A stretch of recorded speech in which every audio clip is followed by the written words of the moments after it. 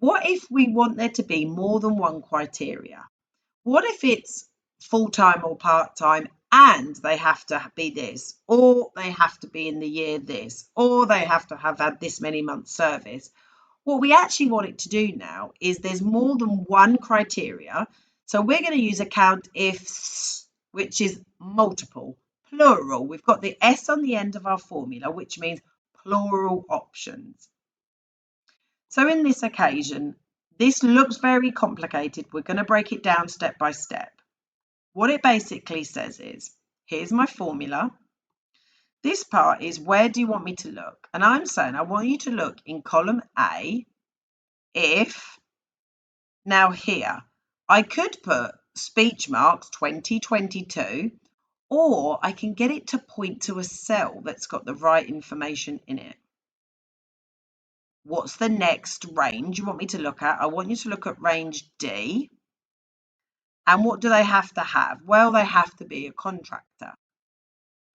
I want you to look at the next range, B, and I want them to have more than 24 months service. So that is how you construct the formula. And it said it successfully found 2 people who meet all 3 of those criteria. We're going to write some now to practice. We're going to add a COUNTIFS where the year is 2022, the person is a contractor, and their name is Abbott something. So equals COUNTIFS. The first criteria we're going to ask for is the year is 22. So we're going to select range A and we're going to say, comma. Now I could type in 2022, or I could point it to a cell that says 2022. It's going to work in exactly the same way. I then want them to be a contractor. So now I need to look at column D and I need them to be a contractor. So I could type in the word contractor, or I could select the cell that has the word in it. So I'm on this occasion going to select the cell. And the final part is that their surname is Abbott. So now I want you to look in the C range. And their name has to be Abbott. And I don't care what comes after the Abbott.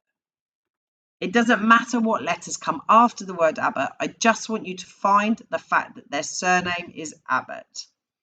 I then press close bracket and I press enter, and it said there's 3 that meet that criteria. So let's check.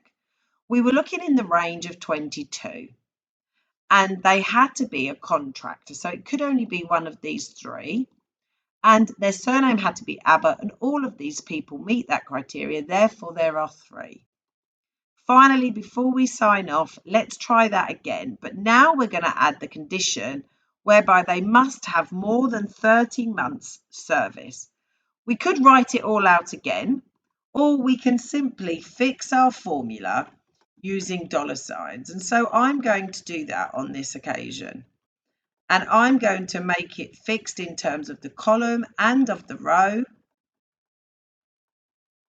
Okay, so now I've fixed that, I can drag it down.